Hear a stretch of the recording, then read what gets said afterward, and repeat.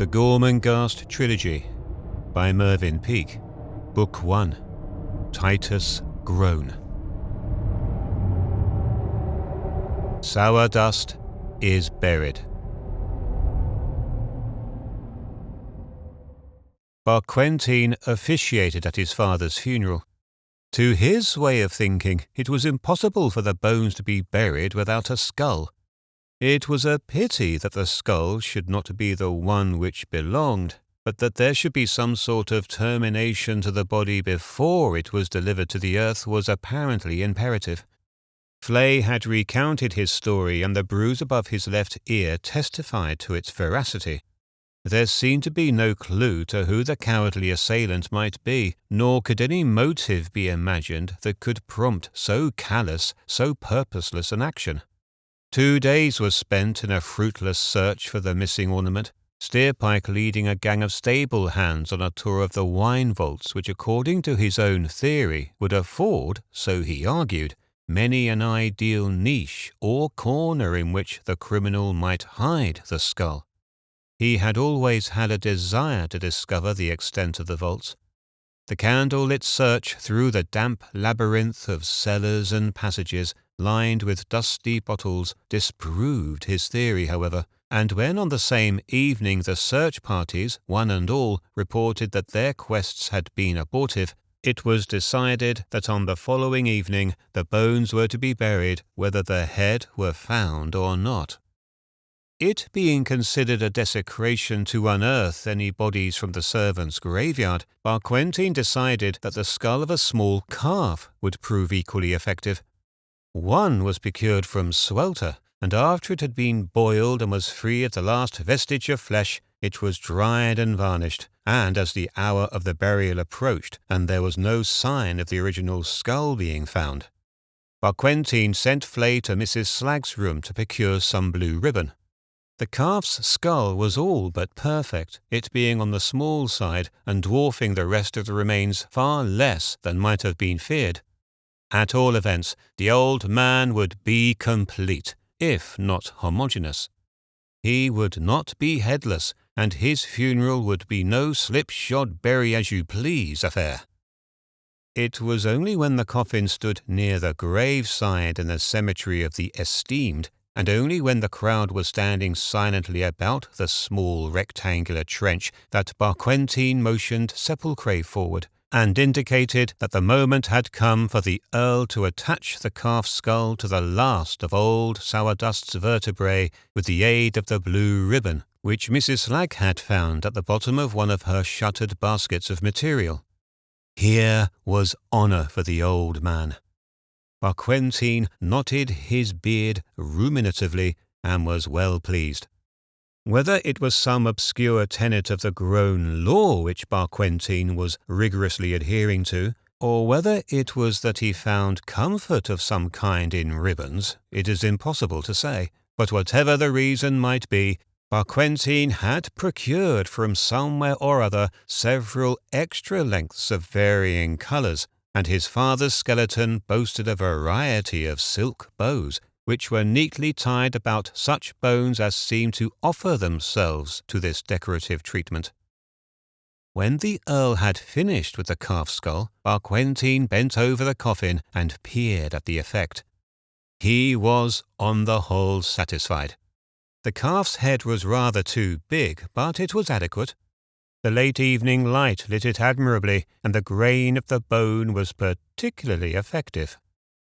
The Earl was standing silently a little in front of the crowd, and Barquentine, digging his crutch into the earth, hopped around it until he was facing the men who had carried the coffin. One glint of his cold eyes brought them to the graveside. "Nail the lid on!" he shouted, and hopped around his crutch again on his withered leg, the ferrule of his support swivelling in the soft ground and raising the mud in gurgling wedges as it twisted.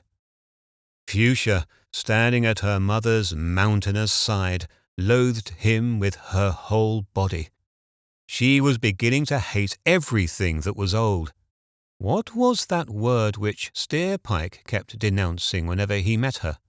He was always saying it was dreadful. Authority, that was it. She looked away from the one-legged man, and her eyes moved absently along the line of gaping faces. They were staring at the coffin men who were nailing down the planks. Every one seemed horrible to Fuchsia. Her mother was gazing over the heads of the crowd with her characteristic sightlessness. Upon her father's face a smile was beginning to appear, as though it was something inevitable, uncontrollable, something Fuchsia had never seen before in his face. She covered her eyes with her hands for a moment and felt a surge of unreality rising in her. Perhaps the whole thing was a dream. Perhaps everyone was really kind and beautiful, and she had seen them only through the black net of a dream she was suffering. She lowered her hands and found herself gazing into Steerpike's eyes. He was on the other side of the grave, and his arms were folded.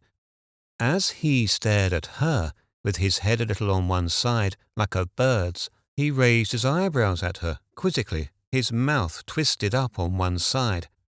Fuchsia involuntarily made a little gesture with her hand, a motion of recognition, of friendliness, but there was about the gesture something so subtle, so tender, as to be indescribable. For herself, she did not know that her hand had moved. She only knew that the figure across the grave was young. He was strange and unappealing, with his high shoulders and his large, swollen forehead, but he was slender and young. Oh, that was what it was. He did not belong to the old, heavy, intolerant world of Barquentine. He belonged to the lightness of life. There was nothing about him that drew her, nothing she loved except his youth and his bravery. He had saved Dr. Prune from the fire, and, he had saved her too. Where was his sword-stick? What had he done with it? He was so silly about it, carrying it with him wherever he went. The earth was being shoveled into the grave, for the ramshackle coffin had been lowered. When the cavity was filled, Barquentine inspected the rectangular patch of disturbed earth. The shovelling had been messy work, the mud clinging to the spades, and Barquentine had shouted at the grave hands irritably. Now he scraped some of the unevenly distributed earth into the shallower patches with his foot, balancing at an angle upon his crutch. The mourners were dispersing, and Fuchsia, shambling away from her parents, found herself to the extreme right of the crowd as it moved towards the castle. "May I walk with you?" said Steerpike, sidling up. "Yes," said Fuchsia. "Oh, yes, why shouldn't you?" She had never wanted him before, and was surprised at her own words.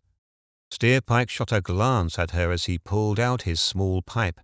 When he had lit it, he said, "Not much in my line, Lady Fuchsia." "What isn't?" "Earth to earth, ashes to ashes, and all that sort of excitement." "Not much in anyone's line, I shouldn't think," she replied. "I don't like the idea of dying." "Not when one's young, anyway," said the youth. "It's all right for our friend Rattlribs. Not much life left inside him anyway." "I like you being disrespectful sometimes," said Fuchsia in a rush. "Why must one try to be respectful to old people when they aren't considerate?" "It's their idea," said Steerpike. "They like to keep this reverence business going. Without it, where do they be, Sunk, forgotten, over the side, for they've nothing except their age, and they're jealous of our youth." "Is that what it is?" said Fuchsia, her eyes widening. "Is it because they are jealous? Do you really think it's that?" "Undoubtedly," said Steerpike. "They want to imprison us, and make us fit into their schemes, and taunt us, and make us work for them. All the old are like that." "Mrs. Slag isn't like that," said Fuchsia. "She is the exception," said Steerpike, coughing in a strange way with his hand over his mouth. "She is the exception that proves the rule." They walked on in silence for a few paces. The castle was looming overhead, and they were treading into the shadow of a tower. "Where's your sword-stick?" said Fuchsia. "How can you be without it? You don't know what to do with your hands." Steerpike grinned. This was a new Fuchsia, more animated. Yet was it animation? or a nervous, tired excitement which gave the unusual lift to her voice. "My swordstick," said Steerpike, rubbing his chin. "My dear little swordstick. I must have left it behind in the rack." "Why?" said Fuchsia. "Don't you adore it any more?" "I do. Oh, yes, I do," Steerpike replied in a comically emphatic voice. "I adore it just as much, but I feel it would be safer to leave it behind, because do you know what I should probably have done with it?" "What would you have done?" said Fuchsia. "I would have pricked Barquentine's guts with it," said Steerpike. "Most delicately, here and there and everywhere, until the old scarecrow was yelling like a cat. And when he had yelled all the breath out of his black lungs, I'd have tied him by his one leg to a branch and set fire to his beard. So, you see what a good thing it was that I didn't have my swordstick, don't you?" But when he turned to her, Fuchsia was gone from his side. He could see her running through the misty air in a strange, bounding manner, but whether she was running for enjoyment or in order to rid herself of him, he could not know.